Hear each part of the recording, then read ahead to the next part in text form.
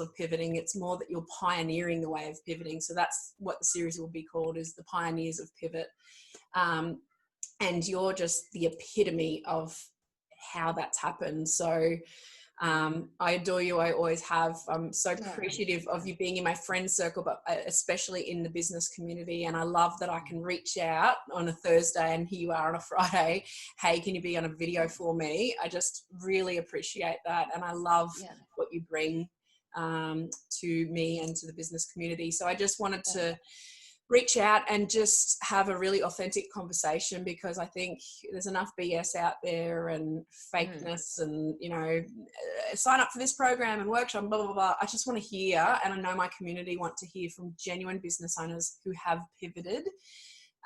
So if you could tell me a little bit about what a pivot looked like for you, how quickly you were able to turn, and just, let's just flow on into a conversation if you're okay with it. Yeah, cool. Well, I think it is there's a pivot there, but I think it's, you know, you kind of always pivoting anyway in business, aren't you? Or really in anything you do, it's all about scenarios. And I think when you've got a business, you're always looking at opportunities. But I think with COVID for us, what it really did, so, you know, as a brand, or our collective brands, we went from turning over close to $2 million a month to like nothing overnight. So, and the closure of the stores clearly impacted the other businesses.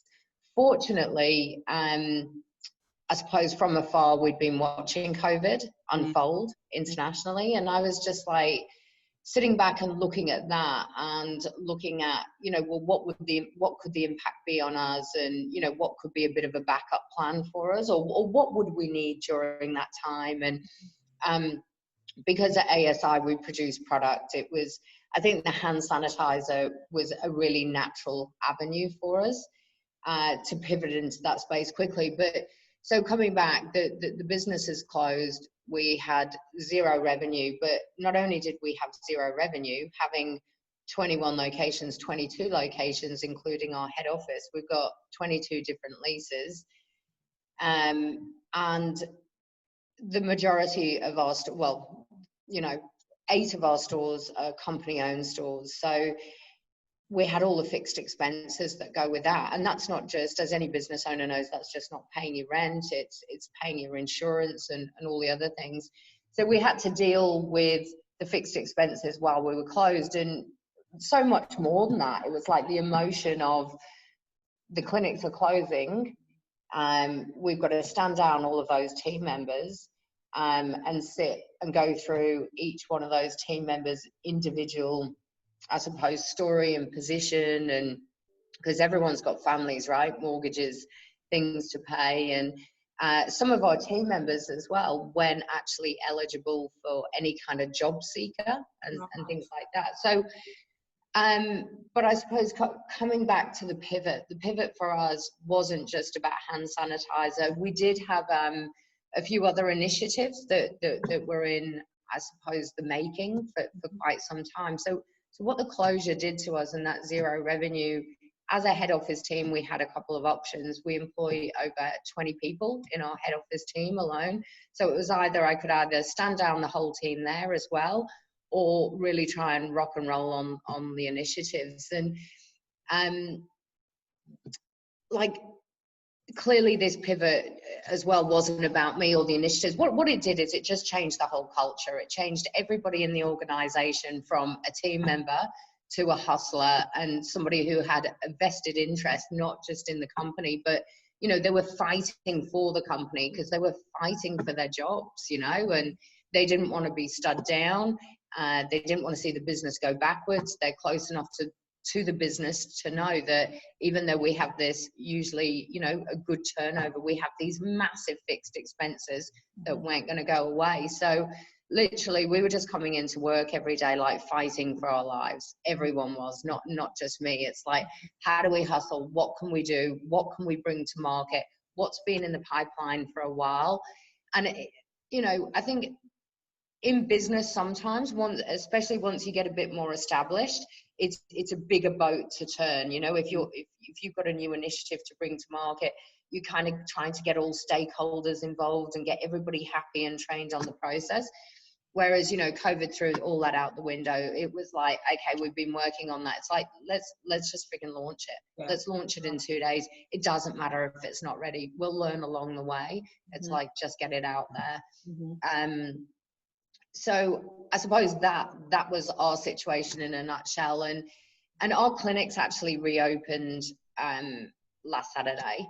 And every day this week, I've been coming in and I've been saying to my head office team, because it's a very big temptation at the moment to go, clinics are open, pressure's off, customers are coming back in, like, let's all go back to business as usual. I do not want that business as usual. So every morning when I have my catch up with my team, I'm reminding them every single day of that pain. Yeah. And it was pain. There was pain, there was tears, there was despair.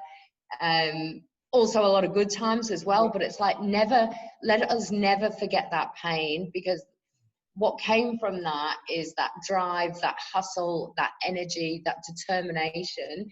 And it's like, if we can maintain even 50% of that tempo, where is that going to take us to? And instead of saying the clinics are open, let's put those initiatives on the back burner, it's like, nah.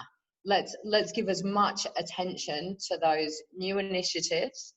You know, so who knows? They might come to fruition. They might not. They might fail.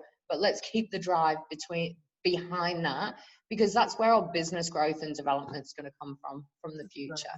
That's I have to tell you, I'm covered in goosebumps right now, because that's an incredible story. And I know that you've given us the ultra condensed version, but you're right there with, you know, it's certainly not an energy that you could constantly thrive in, that peak, that fear, that panic. But if you come back to that core of that energy being that reminder and that refresher of what was possible, it's not that you have to maintain that forever, because it's unachievable to stay in that, but what's possible in that burn, that zest, that's amazing. That drive is incredible. And that could be something in the, you know, if we want to turn it around and look at some gifts that we've learned from it, that's a beautiful learning. It's a gift in itself, something that I hope we never have to lean on again. But you're right in coming back to that and keeping that platform of, look, let's not go back there. However, this is what we've learned. Let's keep humming along. And there's no reason that you can't now, you know, everybody would have a business development mindset off the back of this. And I think that's a great learning for people to really be a little bit closer and resonate more with what you deal with as the head honcho of the organization. I think that's really cool that you've shared that with them, for them to understand, to then grow. Oh yeah, look, it was just a crazy time, even with the head office team here, which I'm actually really proud that I was able to financially maintain my team and through that time, and also emotionally as well, because there was probably, you know, in the thick of things, when I think things were getting really bad, I think, you know, there was definitely a week where literally every day I was just even walking into work here going, shit, you know, is this just too hard? Do I just stand everyone down until we reopen?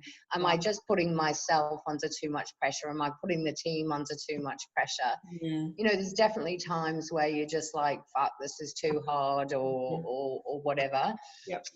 But I'm glad that we pushed through, and I'm like super proud of it, actually. That's amazing.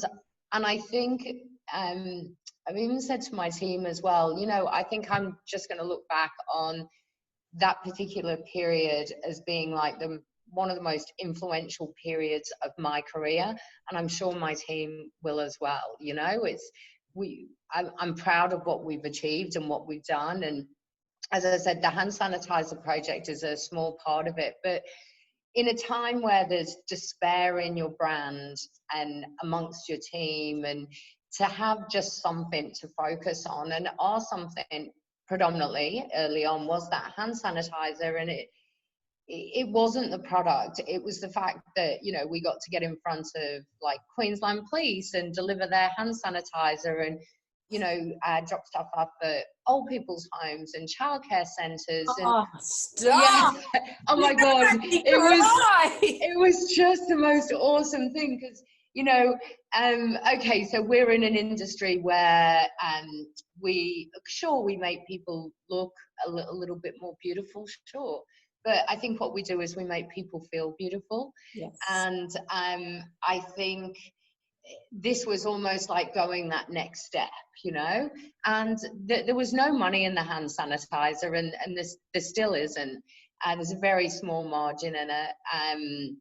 But yeah, just those moments and those memories, and, you know, Queensland Police showing up here, or the RAF and all the guys in their uniforms. And it was just, I suppose, a joyous, they're the joyous moments out of a very hard time. And our head office here was very much set up as an office. And during COVID closure time, we've literally remodeled the office 4 times because we're like, no, we need a showroom out the front. This needs to change, that needs to change. And for my head office team, who normally their full function is to support the clinics, what we actually transformed into was pretty much, you know, an essential service retail outlet where we had all these people coming in all the time. So I think for me and some of my team who haven't worked in clinic for quite some time, it was like, okay, we're back on. This is like the old days. And so, yeah, a lot of joyous moments, I think, and I'm grateful that we had the opportunity to do that rather than, you know, if I'd just been sat at home, I would have been like climbing the walls and what can you do? But it 100% gave us purpose, you know? That's amazing. Wow, what a journey. How you've condensed that into a few minutes is pretty cool. And as I said, you're super optimistic now. And I know that it's certainly not over for anyone, and certainly yourself, but to be able to share those peaks and troughs, I think that's amazing. Yeah, and I think as well, I've had, you know, a pretty tough time in the last 18 months, personally and professionally. And I think the COVID period as well, like, really solidified to me, you know, myself in a leadership role. You know, I was making decisions really quickly and on the ball, and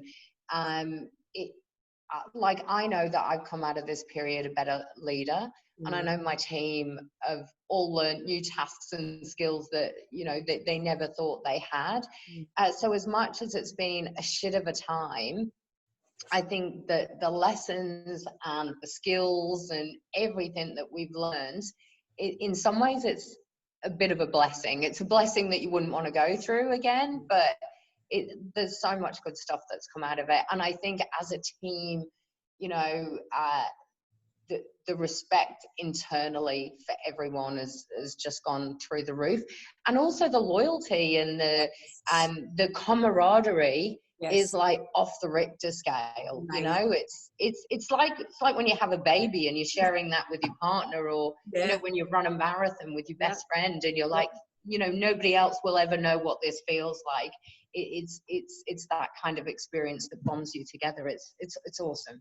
Well, I've had the privilege of being in your head office a number of times, and I know that you've always come across as quite a family, united front. But yeah, I think this will just exponentiate, or whatever that word is. This will just absolutely blow that out of the water, and that's awesome. And I think one day they'll certainly make a movie out of this moment. And who would you like to play your part, Franny?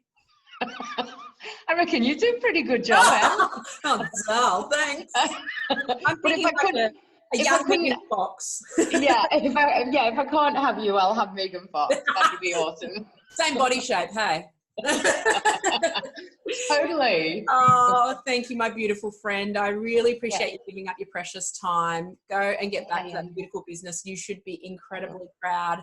I'm proud to call you a friend. I'm proud to call you a business mentor and a massive inspiration to me. You have most beautiful heart, and that just shows in your brand, in your people, in the community that you have.